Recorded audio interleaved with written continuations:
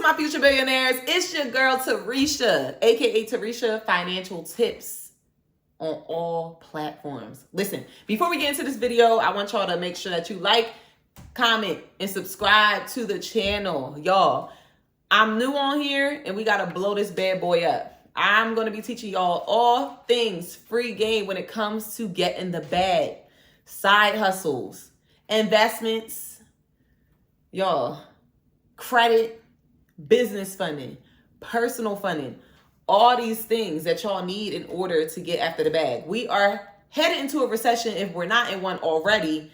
And I don't know if y'all know who Robert Kiyosaki is, but y'all need to look him up. He's a really renowned individual who loves talking about cash flow. And that will be another video, but just look up Robert Kiyosaki. I'll put it right here somewhere where y'all can look him up. He's the author of Rich Dad, Poor Dad, and he literally changed the way that I had an outlook on life. Literally.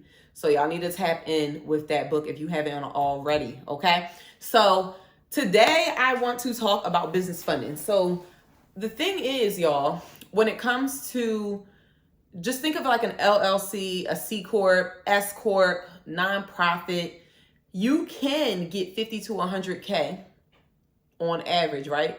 For these businesses. Now, there's a lot of people out here and there's no wrong way to do it, right? But the right way to do it, in my opinion, is not doing tier 1, tier 2, tier 3 to get to like the 4s, which is like JP Morgan Chase, Wells Fargo, PNC, your local credit unions, whatever bank you want, right? Equipment loans as well. So Santander or Santander, however they say it, Ally Financial, just like equipment loans and business lines of credit, and also business credit cards. And everyone's favorite is like the 0% interest, anywhere from 6 to 18 months. I tell my clients, I'm like, what bank can you go into where you can get 0% interest for 6 to 18 months? It's unheard of, right? So I want to talk to y'all about how business funding works and steer you in the right direction. That way, when you are looking to get funding for your business, that you have the right way to do it, right? So there's a few things that you need to take into consideration.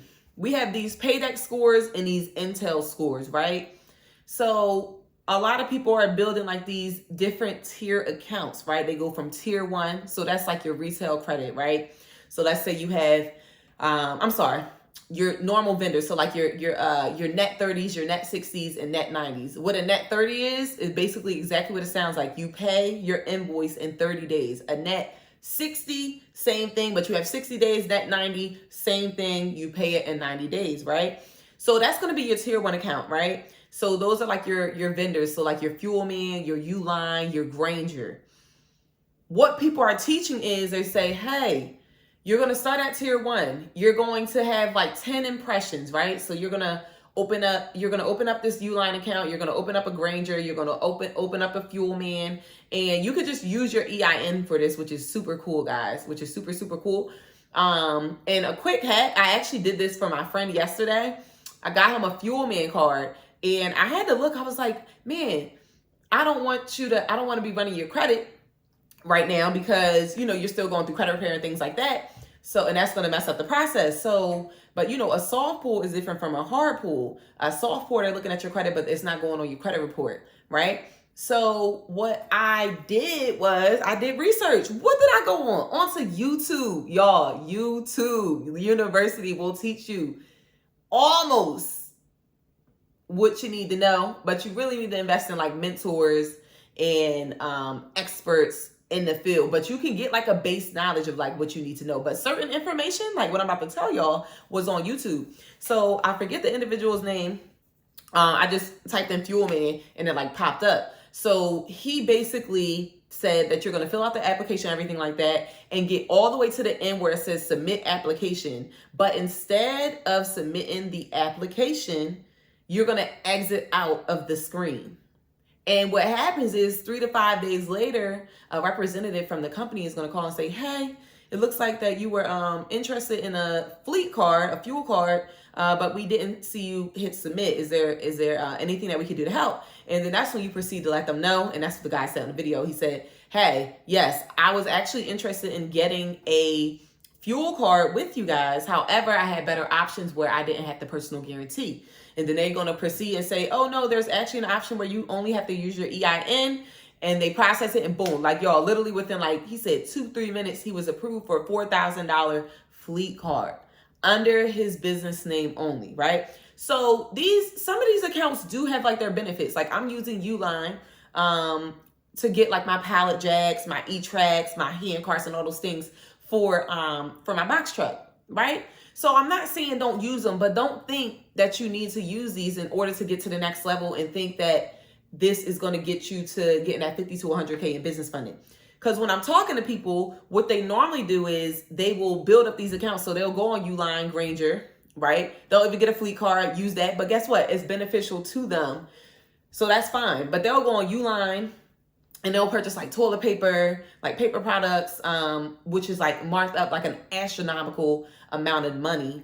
And then they will also purchase things that's just going to sit and collect dust, because people are telling them, hey, purchase at least $50 worth of material from these tier 1 accounts, and then make sure you're paying them off within like 10 days, right? And then it's going to reflect that you're making the payments on time. It's going to help your Paydex score go up. Is that information correct? Yes. However, imagine being the bank. Imagine being a bank. Imagine being JP Morgan Chase, right? And you built yourself up. Like you did everything that they said, right?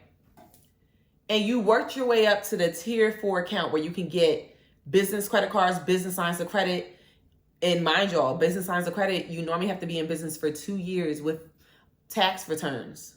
And they have no doc loans as well. But you have to be in business for at least 2 years, incorporated on paper for at least 2 years. So think of that stuff as well. So you work your way up, right? And you're trying to get, let's say you want to start out with 1 credit card. Banks will normally give you 2 to 3 times, sometimes more, the amount of like your lowest credit card. And that's why you want to have at least $2,000 limits on your credit cards. And they have to be primary. You cannot be an authorized user, and you cannot have a secure credit card, because that means nothing. It has to be an unsecured, which means that you didn't have to put any money onto that card in order to get the credit limit that you have.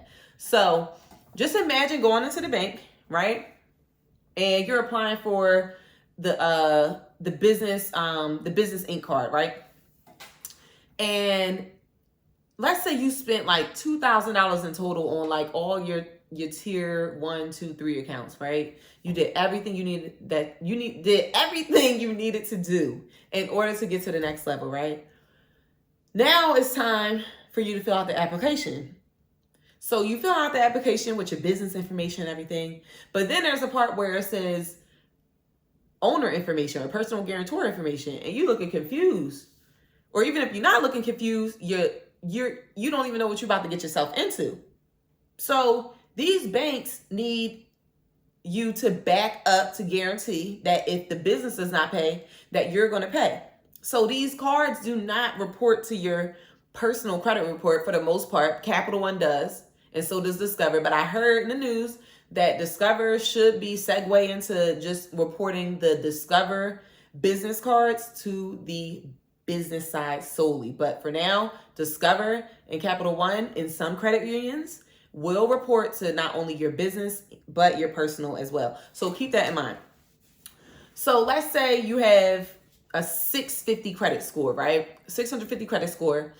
You're already, the funding that I do, you're going to be disqualified because there's algorithms and things like that. There's not always going to be underwriters that are looking at your applications, y'all. So there's going to be algorithms where, look, if this person has less than the 680, automatic denial. If this person has 5 or more inquiries per bureau, automatic denial. If this person has more than 30% utilization, automatic denial. There's all these different things that we have to take into consideration prior to getting funding. So just because you have an 80 Paydex score, a 100 Intel score, and you look super lit, on paper on the business side, you have to be super lit on the personal side, because that's what they really, really, really care about. So the way that you're able to get $50,000 to $100,000 in business funding is, one, making sure that you are properly, what's the word? I'm sorry, I'm drawing a blank. Making sure that you're properly established with the state, right? So you, Secretary of State, Division of Corporation,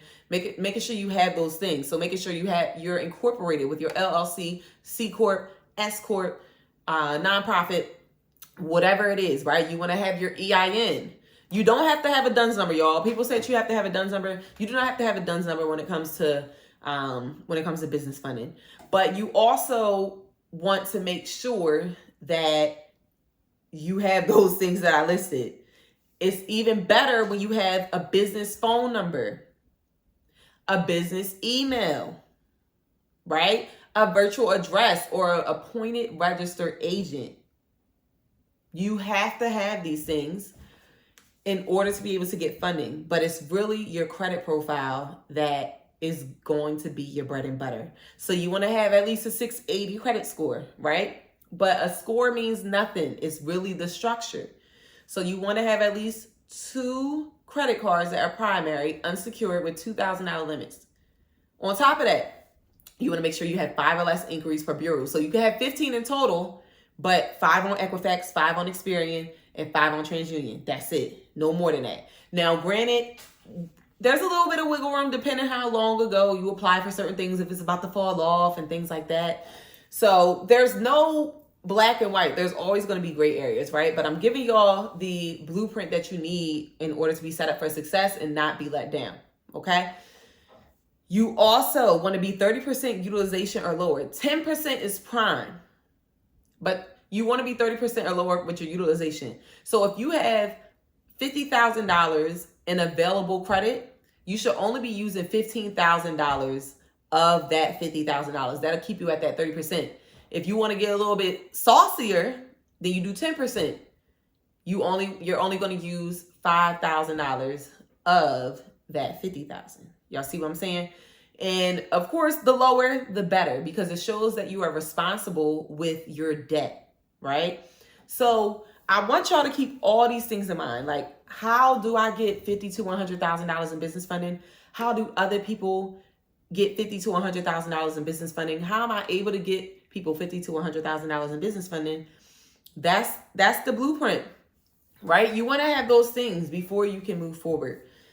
Also, your NAICS code, right? That's basically, there's high risk industries and there's also low risk industries. So these companies, and I'll do like a deeper video on it, but you know, like credit repair, cannabis business, right?